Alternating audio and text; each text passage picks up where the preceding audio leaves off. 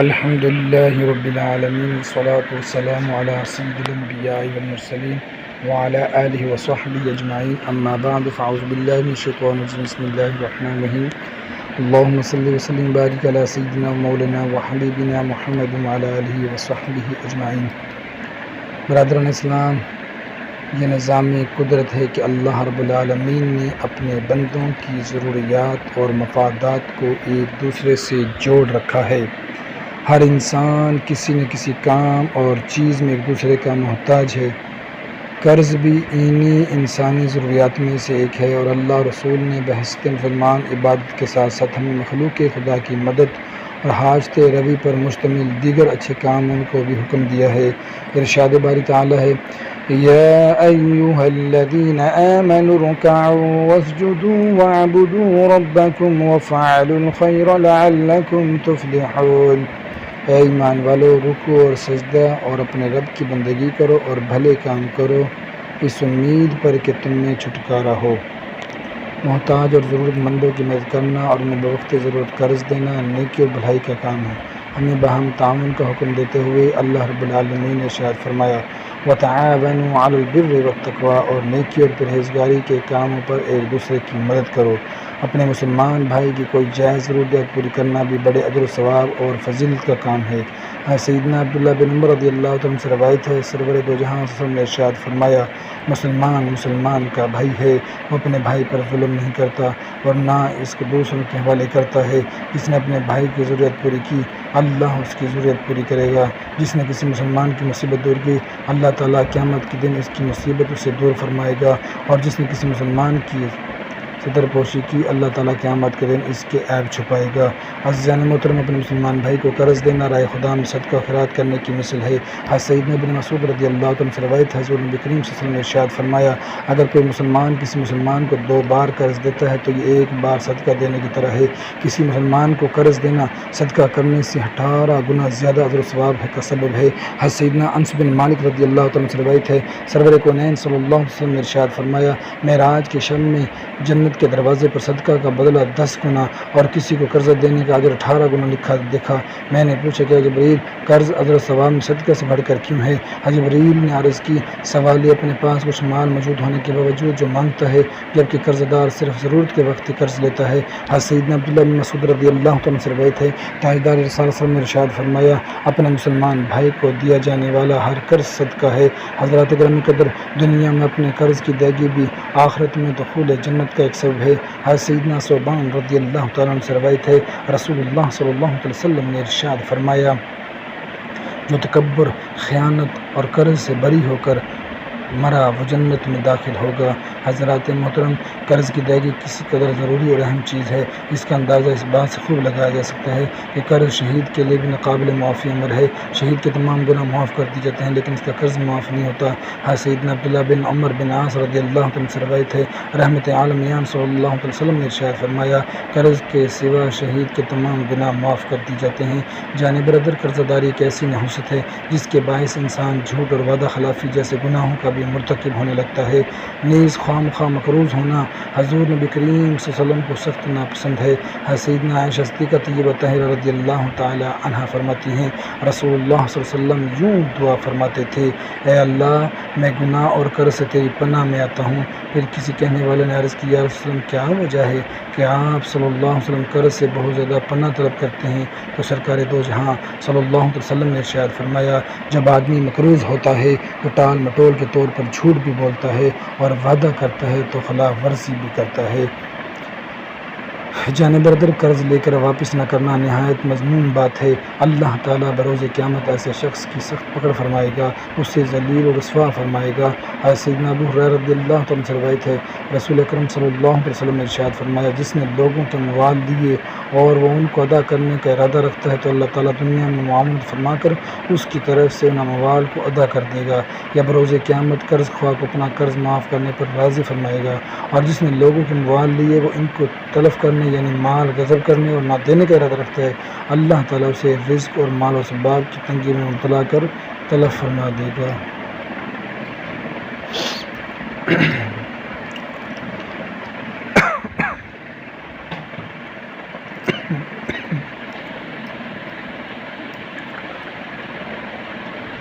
ایہا رجل تدین دینا، حضرت سیدنا صہیب رومی رضی اللہ تعالیٰ عنہ سے روایت ہے، رسول اکرم صلی اللہ تعالی علیہ وآلہ وسلم نے فرمایا، اگر کوئی شخص قرض لے اور اس کا پختہ ارادہ ہو کہ واپس نہیں لوٹائے گا تو بروز قیامت وہ اللہ تعالیٰ کے سامنے چور کی حیثیت سے پیش ہوگا۔ میرے محترم بھائیوں، مومن ما سوائے انبیاء علیہ السلام کتنا ہی پاک باز اور نیک کیوں نہ ہو، اگر اس کے ذمے کسی کا قرض باقی ہے اور ادائیگی سے قبل وفات پا گیا تو یہ قرض آخرت میں اس کے لیے رکاوٹ ثابت ہوگا اور اس کی روح اپنے اچھے کام پر پہنچنے سے روک دی جائے گی۔ حضرت سیدنا ابو ہریرہ رضی اللہ عنہ سے روایت ہے، سرکار دو جہاں صلی اللہ علیہ وسلم نے ارشاد فرمایا، مومن کی روح اس کے واجب الادا قرض کے باعث معلق رہتی ہے یہاں تک کہ اس کی طرف سے وہ قرض ادا کر دیا جائے، لہٰذا جہاں تک ممکن ہو مقروض ہونے سے بچیں اور جس کا قرض واجب الادا ہو اسے جلد ادا کرنے کی کوشش کریں کہ موت کا ایک مقرر ہے، پتہ نہیں کب کہاں اور کس مقام پر ہماری زندگی کی مالا ٹوٹ جائے اور کل قیامت میں کسی کا واجب الادا قرض ہماری پکڑ اور رکاوٹ کا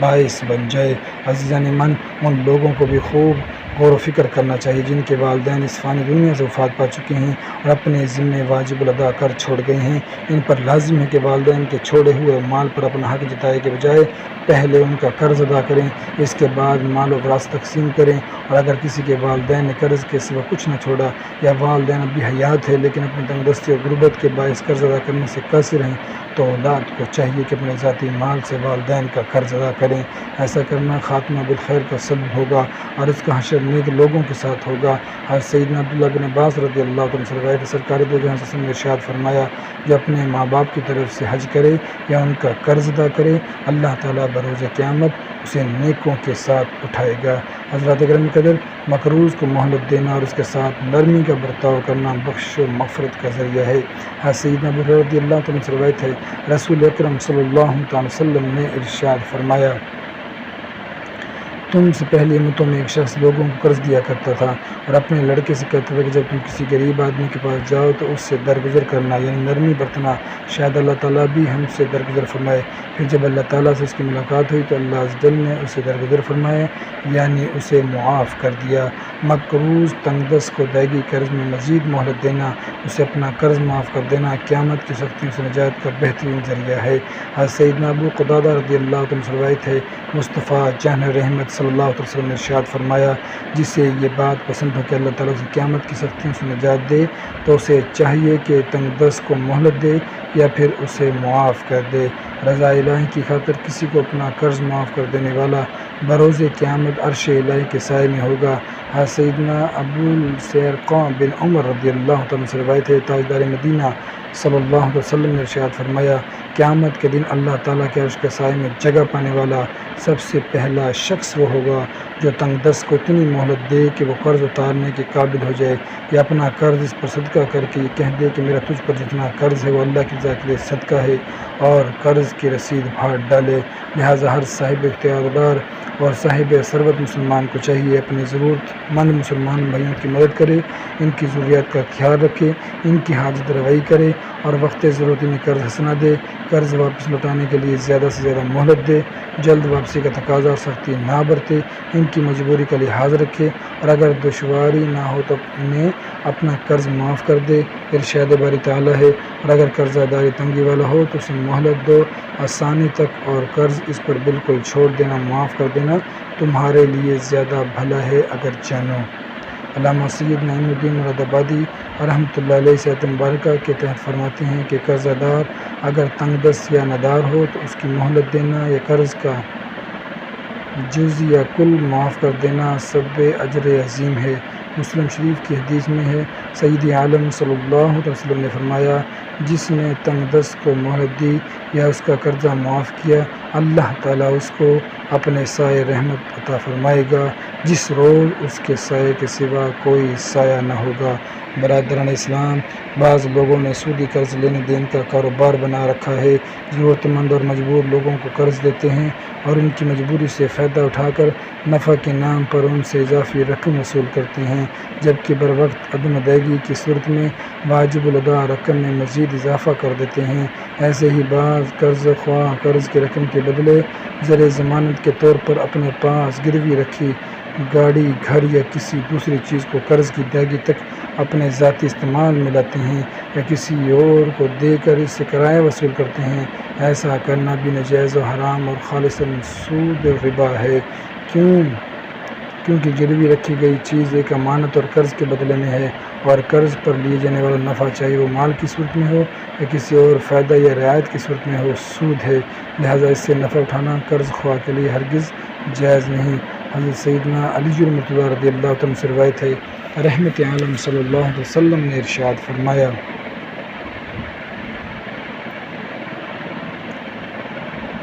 ہر وہ قرض جس پر نفع لیا جائے وہ سود ہے۔ ایک مسلمان کے لیے سودی لین دین سخت حرام اور گناہ ہے۔ ارشاد باری تعالیٰ ہے، یا ایھا الذین آمنوا لا تأکلوا الربا اضعافا مضاعفہ واتقوا اللہ لعلکم تفلحون۔ اے ایمان والو، سود زیادہ نہ کھاؤ اور اس امید پر اللہ سے ڈرو کہ تمہیں کامیابی ملے۔ اس آیت مبارکہ میں سود کی ممانعت فرمائی گئی ہے، ساتھ ہی تنبیہ کی گئی ہے اس زیادتی پر جو اس زمانہ کا معمول تھی کہ جب میعاد آ جاتی اور قرضہ دار کے پاس ادا کی کوئی صورت نہ ہوتی تو قرض خواہ مال زیادہ کر کے مدت بڑھا دیتا، اور ایسا بار بار کرتے جیسا کہ آج کل کے سود خور کرتے ہیں، اور اسے سود در سود کہتے ہیں۔ حضرت سیدنا ابو ہریرہ رضی اللہ عنہ سے روایت ہے، مصطفیٰ جان رحمت صلی اللہ علیہ وسلم نے فرمایا، سود خوری کے 70 گناہ ہیں، ان میں کم تر یہ ہے کہ کوئی اپنی ماں سے بدکاری کرے، نعوذ باللہ۔ حضرات ذی وقار، موجودہ دور میں باہم قرض کا لین دین دنیا بھر میں بہت عام ہو چکا ہے، لہٰذا ضروری کہ ہمیں اس کے آداب و احکام سے آگاہی ہوں۔ قرض کے لین دین کے سلسلے میں چند خاص آداب و احکام سن لیں۔ جب کسی سے قرض کا لین دین کیا جائے تو حکم شریعت یہ ہے کہ قرض کی واجب الادا رقم اور ادائیگی کے لیے مقررہ مدت سے متعلق باہم ایک تحریری معاہدہ کر لیا جائے۔ ارشاد باری تعالیٰ ہے، یا ایھا الذین آمنوا اذا تداینتم بدین الی اجل مسمی فاکتبوہ۔ اے ایمان والو، جب تم ایک مقررہ مدت تک کسی دین قرض کا لین دین کرو تو اسے لکھ لو۔ قرض کا معاہدہ لکھوانا قرض لینے والے کی ذمہ داری ہے، اور اس پر لازم ہے کہ جتنا قرض لیا اور ادائیگی کی جو مدت باہم اتفاق رائے سے مقرر ہوئی معاہدہ میں وہی لکھوائے اور اس میں کوئی کمی بیشی نہ کرے۔ ارشاد باری تعالیٰ ہے، وَلْيُمْلِلِ الَّذِي عَلَيْهِ الْحَقُّ وَلْيَتَّقِ اللَّهَ رَبَّهُ وَلَا يَبْخَسْ مِنْهُ شَيْئًا۔ اور جس پر حق آتا ہے وہ لکھواتا جائے اور اللہ سے ڈرے جو اس کا رب ہے، اور حق میں سے کچھ رکھ کر نہ چھوڑے، یعنی کمی بیشی نہ کرے۔ قرض یا کسی بھی کاروباری لین دین کا معاہدہ لکھتے ہوئے 2 گواہ ضرور مقرر کرے تاکہ فریقین کے مابین اگر قرض کی رقم یا ادائیگی کی مقررہ مدت میں کسی قسم کا اختلاف پیدا ہو تو وہ گواہی دے سکے۔ ارشاد باری تعالیٰ ہے، وَاسْتَشْهِدُوا شَهِيدَيْنِ مِن رِّجَالِكُمْ فَإِن لَّمْ يَكُونَا رَجُلَيْنِ فَرَجُلٌ وَامْرَأَتَانِ مِمَّن تَرْضَوْنَ مِنَ الشُّهَدَاءِ أَن تَضِلَّ إِحْدَاهُمَا فَتُذَكِّرَ إِحْدَاهُمَا الْأُخْرَىٰ وَلَا يَأْبَ الشُّهَدَاءُ إِذَا مَا دُعُوا۔ اور 2 گواہوں کر لو اپنے مردوں میں سے، پھر اگر 2 مردانہ ہوں تو 1 مرد اور 2 عورتیں ایسے گواہ جن کو پسند کرو کہ کہیں ان میں سے ایک عورت بھولے تو اس کی ایک کو دوسری عورت کو یاد دلائے، اور گواہ جب گواہی دینے کے لیے بلائے جائیں تو آنے سے انکار نہ کرے۔ قرض یا کاروباری لین دین کا چھوٹا ہو یا بڑا، فریقین کو چاہیے کہ تحریری معاہدہ ضرور کرے اور اس سے بوجھ نہ جانے کہ یہ بعد میں پیش آنے والی مشکلات اور مسائل کو الٹانے کا بہترین ذریعہ ہے۔ ارشاد باری تعالیٰ ہے، وَلَا تَسْأَمُوا أَن تَكْتُبُوهُ صَغِيرًا أَوْ كَبِيرًا إِلَىٰ أَجَلِهِ ذَٰلِكُمْ أَقْسَطُ عِندَ اللَّهِ وَأَقْوَمُ لِلشَّهَادَةِ وَأَدْنَىٰ أَلَّا تَرْتَابُوا۔ اور اسے بکاری نہ جانو کہ دین قرض چھوٹا ہو یا بڑا، اس کی میعاد تک لکھت کر لو، یہ اللہ کے نزدیک زیادہ انصاف کی بات ہے، اور اس میں گواہی خوب ٹھیک رہے گی، اور یہ اس سے قریب ہے کہ تمہیں شبہ نہ پڑے۔ شدید مجبوری کے بغیر قرض ہرگز نہ لیں، اور سودی قرض کی تو قطعاً اجازت نہیں، کہ شریعت مطہرہ میں اسے حرام اور زنا سے بڑھ کر سخت گناہ قرار دیا ہے۔ حضرت سیدنا عبداللہ بن حنظلہ رضی اللہ عنہ غسیل الملائکہ سے روایت ہے، سود کا 1 درہم جسے آدمی جان بوجھ کر کھائے 36 بار زنا سے بڑھ کر سنگین جرم ہے۔ جان برادر شیخ الحدیث علامہ عبد المصطفیٰ اعظمی رحمۃ اللہ اپنے شعر آفاق تصنیف جنتی زیور میں تحریر فرماتے ہیں، جو شخص قرض دار ہوگا اگر وہ روزانہ 7 بار سورہ آل عمران پڑھتا رہے تو انشاءاللہ قرض سے سرگدوش ہو جائے گا اور اللہ تعالیٰ غیب سے اس کی روزی کا سامان اور انتظام فرمائے گا۔ میرے محترم بھائیو، قرض کی ادائیگی کے لیے عملی کوششوں کے ساتھ ساتھ اللہ تعالیٰ کی بارگاہ میں دعا بھی کرتے رہنا چاہیے۔ حضور نبی کریم صلی اللہ علیہ وسلم نے ہمیں خاص طور پر اس کی تلقین فرمائی۔ حضرت سیدنا ابو سعید خدری رضی اللہ عنہ فرماتے ہیں، ایک دن نبی پاک صلی اللہ علیہ وسلم مسجد میں داخل ہوئے تو وہاں ایک انصاری صحابی حضرت سیدنا ابو امامہ بحری رضی اللہ عنہ موجود تھے۔ نبی کریم صلی اللہ علیہ وسلم نے دریافت فرمایا، اے ابو امامہ، کیا وجہ ہے کہ ابھی نماز کا وقت بھی نہیں ہوا اور تم مسجد میں بیٹھے ہو؟ انہوں نے عرض کیا، یا رسول اللہ صلی اللہ علیہ وسلم، مجھے پریشانی اور قرض لاحق ہے۔ رسول اکرم صلی اللہ علیہ وسلم نے ارشاد فرمایا کہ میں تمہیں ایسے کلمات نہ سکھاؤں کہ جب تم انہیں پڑھ لو گے تو اللہ تعالیٰ تمہاری پریشانی کو ختم کر دے گا اور تمہارا قرض بھی ادا کر دے گا۔ حضرت سیدنا ابو معاویہ رضی اللہ عنہ نے عرض کیا، جی یا رسول اللہ، نبی کریم صلی اللہ علیہ وسلم نے ارشاد فرمایا تم صبح و شام یہ دعا پڑھا کرو،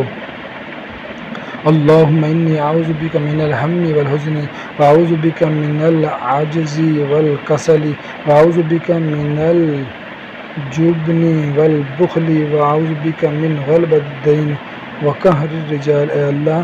میں غم اور پریشانی سے تیری پناہ مانگتا ہوں۔ اے اللہ، میں عاجز اور سست ہونے سے تیری پناہ مانگتا ہوں۔ اے اللہ، میں بزدلی اور کنجوسی سے تیری پناہ مانگتا ہوں۔ اے اللہ، میں قرض کے غلبے اور لوگوں کے قہر سے تیری پناہ مانگتا ہوں۔ سیدنا ابو معاویہ رضی اللہ عنہ فرماتے کہ میں نے اس دعا کو پڑھا تو میری پریشانی ختم ہو گئی اور اللہ تعالیٰ نے کسی وسیلے سے میرا قرض بھی ادا فرما دیا۔